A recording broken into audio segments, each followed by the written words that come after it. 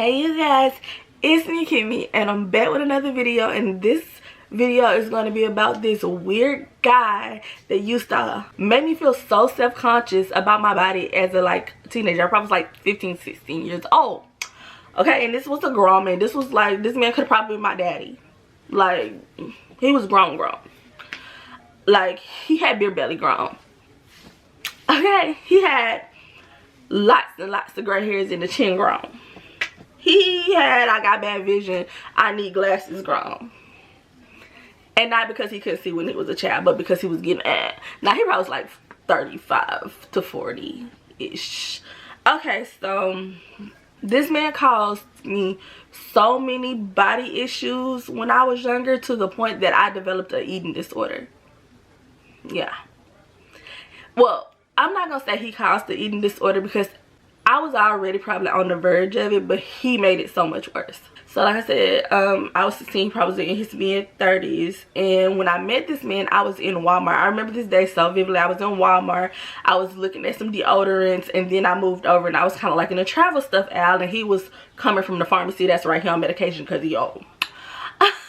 He was coming from the pharmacy, and like he walked right past me and he did like a stop and double back, like walk in reverse type, and he just was looking at me like this. And so I feel his eyes boring into the side of my head, and I'm just like, hi. And I turn back around. Whole time I'm on pivot because I'm ready to run. I was terrified already. And he just goes hi, and he tells me his name. We're gonna call him, what should we call him? We're gonna call him Prevy. He goes, hi, I'm Prevy. He had an old name. I'm gonna just let y'all know he had an old name. Like, his name was even old. Like, when I say old, I mean like with the oldest and Gertrude old. He had one of them type of names. So he's talking to me and he's just like, you're very beautiful, you got a beautiful body. And I'm just like, oh, thanks. Like, because I'm still a little weirded out because why are you looking at my body? And he goes, how old are you? And I tell him, like, you know, like, I'm like 16, because I think I was 16 at the time. I was either 15 or 16. I told him my age and he was like, oh, I didn't know. And I'm just like, yep.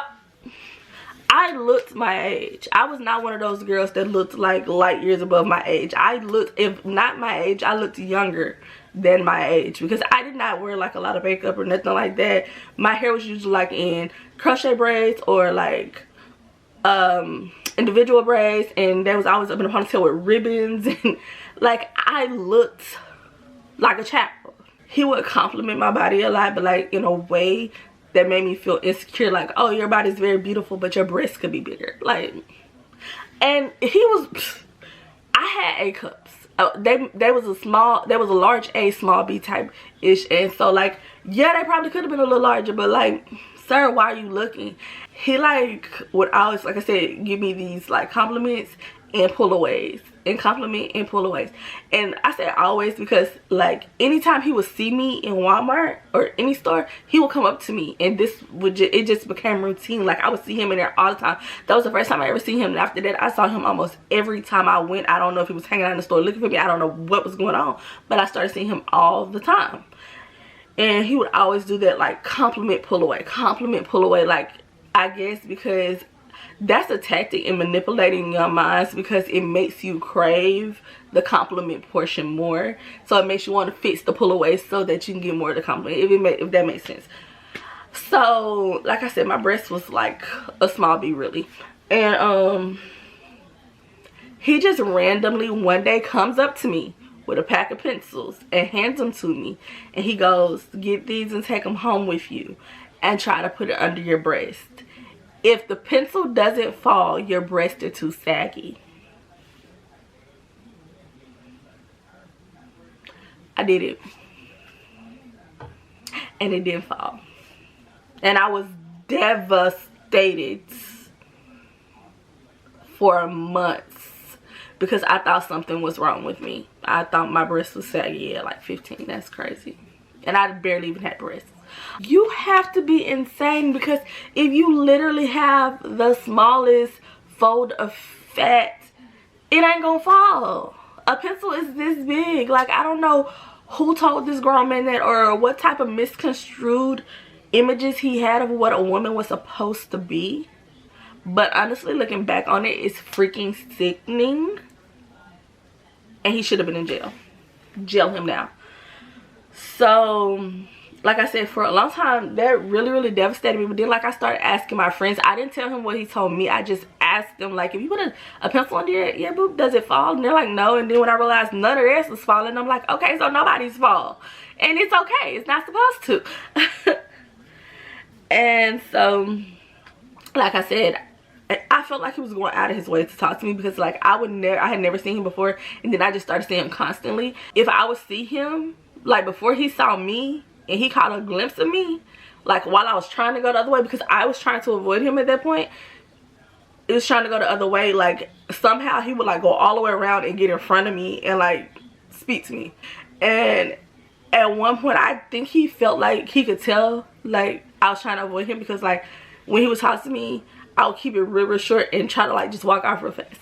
And so he offered me a job, y'all. A job just to sit and look pretty. He literally said, I will pay you $200 a week to come and sit on my desk, wear short skirts, and just cross your legs.